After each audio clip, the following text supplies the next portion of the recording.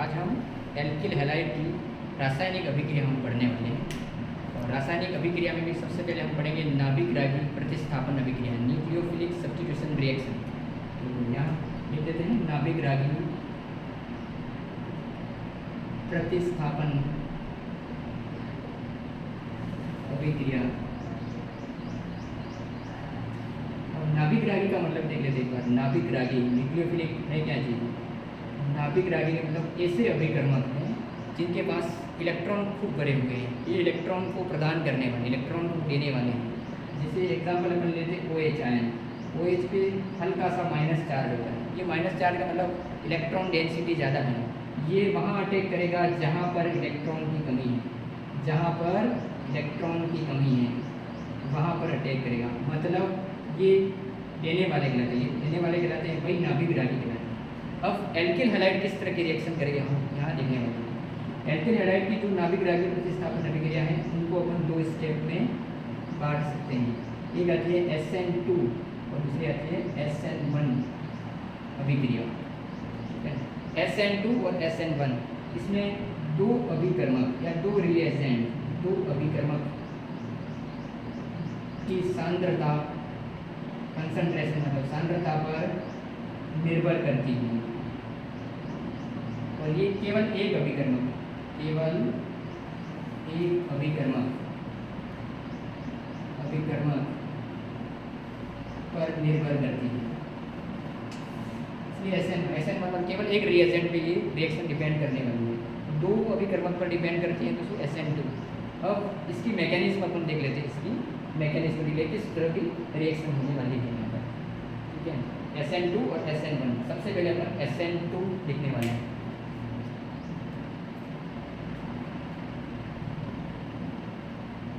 SN2 reaction,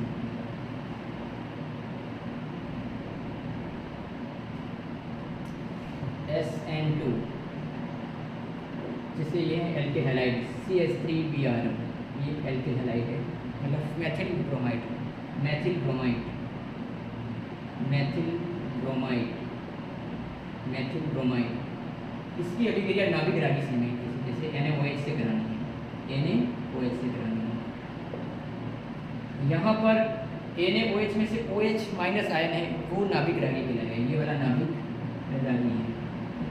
यहाँ पर Br की जगह ये OH आएगा, CH3OH, और यहाँ पर NaBr अलग हो जाएगा। अब ये रिएक्शन किस स्टेप में होती है इसकी मैकेनिज्म देख लेते हैं। मैकेनिज्म ये इसका स्टेप क्या है इसमें हमने कहा CH3Br। CH3Br को मैं इस तरह लिख रहा हूँ, CH3 और ये है Br। ठीक है, इसको ट्रिविंग फॉर्म में अपन ने लिख दिया है। अब नाभिक रागी अटैक करने के लिए इसके लिए आएगा OH माइनस आएगा। ठीक है, OH माइनस, हल्का सा माइनस चार्ज आ जाएगा जब ये बॉन्ड टूटेगा इसके बाद। अब यहाँ पर क्या होने वाला है, OH माइनस, और यहाँ पर तो पता है अगर यहाँ बॉन्ड टूटता है तो यहाँ पर Br पे माइनस आ जाता है। OH इस माइनस वाले भाग की ओर आक्रमण करने वाला है नहीं। OH को हमेशा यहाँ से आक्रमण करेगा जहाँ माइनस नहीं हुई, यहाँ से या यहाँ से, इस तरह।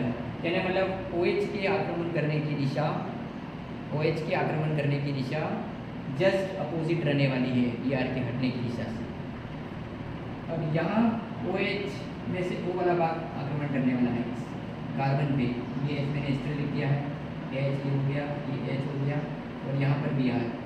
यहाँ ये मध्यवर्ती स्टेट में संक्रमण अवस्था, संक्रमण अवस्था, संक्रमण अवस्था में क्या है, OH आक्रमण करने वाला जैसे आ रहा है, और जैसे जैसे ये OH वाला नया बंध बन रहा है वैसे वैसे Br वाला बंध टूट रहा है। मतलब एक इस कंडीशन में ऐसा आता है, इस कार्बन की संयोजकता 5 हो जाती है, 5 एटम से एक साथ लगा हुआ है, 5 से लगा हुआ है। मतलब यहाँ Br जैसे हटेगा वैसे OH आक्रमण करेगा, और एक स्टेप के बाद Br निकल जाएगा, और यहाँ पर H रिव्यू के हिसाब से इसमें इसका प्रतिकर्षण का डायरेक्शन बन जाएगा, और यहाँ पर लिख देता हूँ मैं OH। अब आप देखोगे इसमें मैथिल अल्कोहल बनने का प्रोडक्ट जो ये बन रहा है CH3OH। इसमें OH की डायरेक्शन Br की डायरेक्शन की जस्ट अपोजिट होती है, अलग डायरेक्शन में।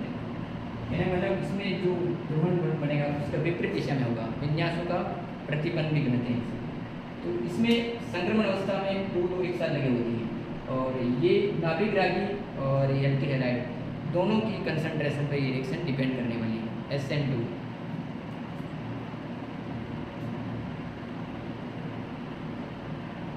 SN1 का भी मैकेनिज्म देख लेते हैं। SN2 में एक कंडीशन आती है त्रिविम अवस्था, SN2 पे डिपेंडेंस क्या बढ़ेगा, ये नाभिक रागी है और ये एल्किल हैलाइड है। अब नाभिक रागी को आक्रमण करने के लिए यहाँ जितनी जगह मिल पाएगी आसानी से उतना ही आसान से ये आक्रमण कर पाएगा। जैसे अपन देख लेते हैं, एक देख लेते हैं टर्सरी एल्किल हैलाइड देख लेते हैं। टर्सरी एल्किल हैलाइड जैसे CH3 यहाँ लिखा हुआ है, CH3 यहाँ पर है, CH3 यहाँ पर है और ये Br है। अगर इस पे नाभिक रागी मतलब कोई OH माइनस है आक्रमण करना चाह रहा है, अब यहाँ भी ऐसा ही होगा, सेम स्टेप होगा। संक्रमण अवस्था में Br माइनस हटेगा तो OH आएगा। अब OH इधर से तो आएगा नहीं, इधर माइनस है, रिपल्सन होने वाला है, या तो इधर से आएगा यहाँ से इधर आएगा। लेकिन यहाँ तो सिर्फ H थे, यहाँ पर CH3 और CH3 ये भी अपनी जगह रुकने वाले, इसलिए इस OH को आक्रमण करने के लिए थोड़ी दिक्कत रहने वाली है। मतलब ये अभिक्रिया बहुत धीमी गति से होने वाली, या फिर ये अभिक्रिया होगी भी नहीं, अस्थायी होगा। मतलब ये बहुत धीमी गति से रिएक्शन का ऑर्डर बहुत धीमा गति से होगा। अगर ये वाला समूह जितना हल्का होगा उतना ही इस OH को आक्रमण करना आसान रहेगा। अतः अगर अपन तीनों के बारे में, तीनों एल्किल हैलाइड के बारे में देखना चाहें तो अभिक्रियाशीलता का क्रम इस प्रकार आएगा। अभिक्रियाशीलता का क्रम SN2 के प्रति, SN2 का मतलब आक्रमण विपरीत डायरेक्शन में होगा, जिधर से हैलोजन निकल रहा है। प्राइमरी एल्किल हैलाइड सबसे जल्दी रिएक्शन भेजेगा क्योंकि इसमें बाधा उत्पन्न करने वाला कोई समूह है। इसके बाद द्वितीय एल्किल हैलाइड और सबसे कम रिएक्शन देगा टर्सरी एल्किल हैलाइड। ये रिएक्टिविटी का ऑर्डर है, ये SN2।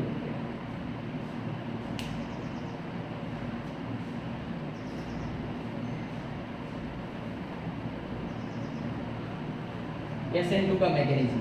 अब हम एक और नाभिक रागी SN1 वाली रिएक्शन, उसका भी मैकेनिज्म देख लेते हैं।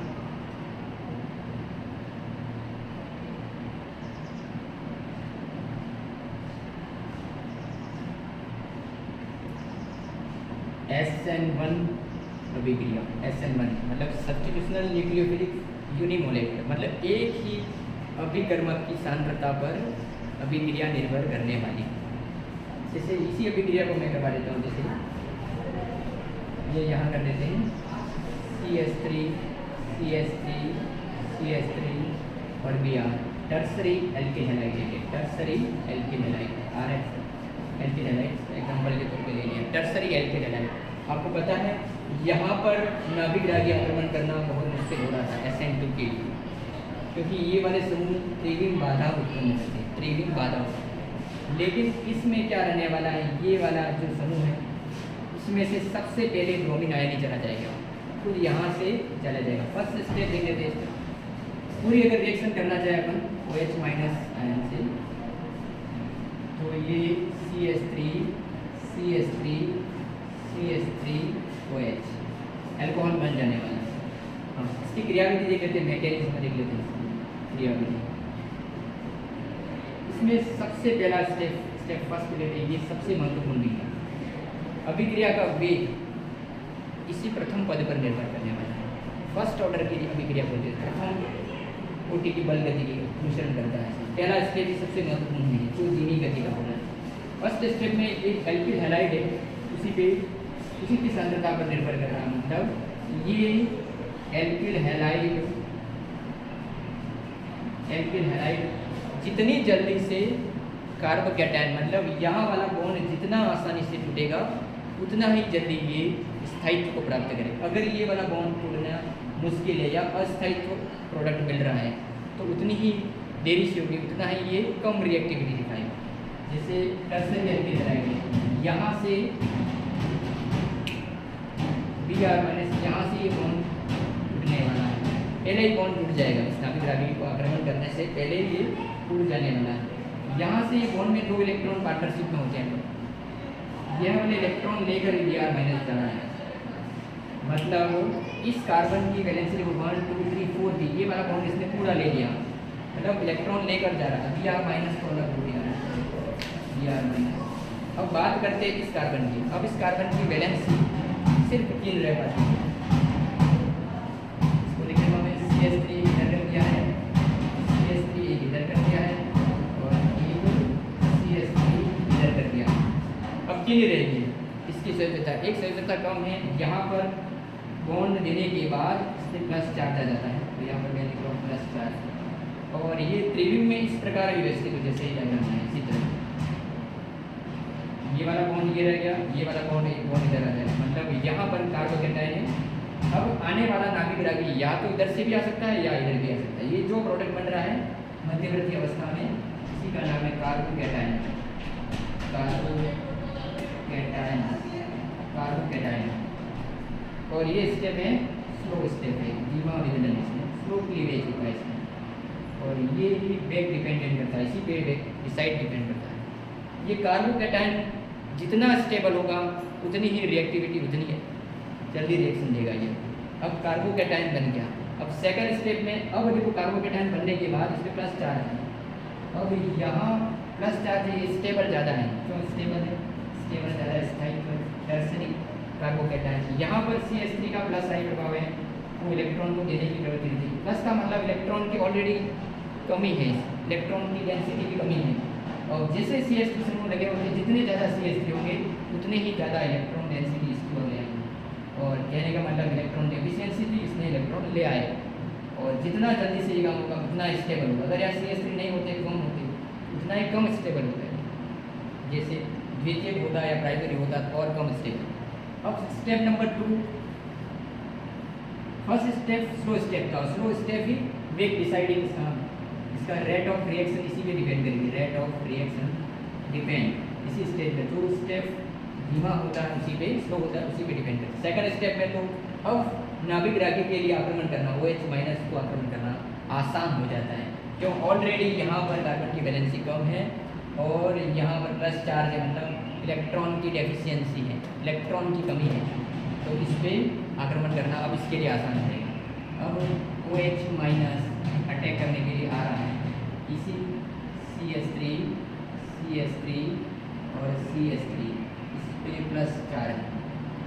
अब यहाँ इसको 3D में अगर हम देख लेते हैं, प्लस चार्ज यहाँ पर ये इस तरफ स्टेबल है, इस तरफ ये इसको प्लेन में समझना है, ये प्लेन के ऊपर है, इधर साइड है।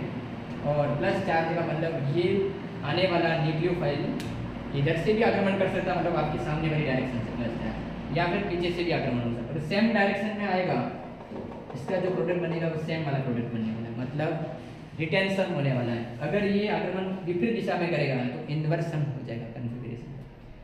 ठीक है, कहने मतलब दोनों स्टेप में बनने वाला है, या तो इधर से भी आक्रमण कर सकता है या इधर से भी। अब त्रिविम बाधा भी नहीं होने वाली है, क्योंकि अब इसको प्लेन के लंबवत आक्रमण कर रहा है। तो यहाँ आ जाएगा CH3 और यहाँ पर नया बॉन्ड बना देगा OH, ये एल्कोहल बन जाएगा, एल्कोहल बन जाने वाला है। ये हो गया स्टेप 2। और स्टेप 2 वाला है फास्ट स्टेप है ये, और फास्ट स्टेप वाला बहुत तीव्र गति से हो जाने वाला है। और ये जो स्टेप जल्दी होता है वो वेग डिसाइड नहीं करता है, तो इस पर अभिक्रिया डिपेंड करने वाली नहीं, केवल इसी पे। अब इसमें फर्स्ट स्टेप जो है डिसाइडिंग स्टेप था, उस पर कार्बोकेटायन बन रहा था। कार्बोकेटायन जितना स्टेबल होगा उतना ही ये रिएक्शन, उतनी रिएक्टिविटी अधिक होगी। अगर टर्सरी एल्किल हैलाइड में क्या हो रहा है, कार्बोकेटायन बन रहा है, CH3 3 लगे हुए, मतलब प्लस आई इफेक्ट वाले समझिए, प्लस आई इलेक्ट्रॉन डेंसिटी को बढ़ाते हैं और उतना ही ये स्टेबल होगा। तो सबसे ज़्यादा स्टेबल अगर क्रियाशीलता का क्रम देखिए, इसकी रिएक्टिविटी, ऑर्डर ऑफ रिएक्टिविटी, अभिक्रियाशीलता का क्रम, अभिक्रियाशीलता का क्रम डिसाइड करें SN1 के लिए। तो जल्दी कार्बोकेटायन कौन सा बनेगा, टर्सरी। तो टर्सरी एल्किल हैलाइड सबसे जल्दी रिएक्शन देने वाला, उसकी रिएक्शन के प्रति ज़्यादा एक्टिव है। इसके बाद अगर सेकेंडरी देखते हैं हम, सेकेंडरी का मतलब इस तरह, यहाँ पर प्लस चार्ज, यहाँ पर CH3, यहाँ पर CH3, दो ही प्लस आई वाले हैं, तो थोड़ा कम स्टेप है। इसके बाद आएगा द्वितीयक एल्किल हैलाइड, और सबसे सबसे कम होगा प्राइमरी एल्किल हैलाइड। ये अशुद्धता का क्रम SN2 हो गई और SN1। ये हमारी आज की क्लास क्लियर हो गई SN1 और SN2 के प्रति। अब नाभिक रागी कौन कौन से हैं, कैसे स्वभाव है, नाभिक रागी के जुड़ने के हिसाब से प्रोडक्ट, जैसे यहाँ अल्कोहल बना, अलग अलग अपन को प्रोडक्ट मिलने वाले कि नाभिक रागी कौन सा उस पर डिपेंड होगा, वो अपन कल देखेंगे।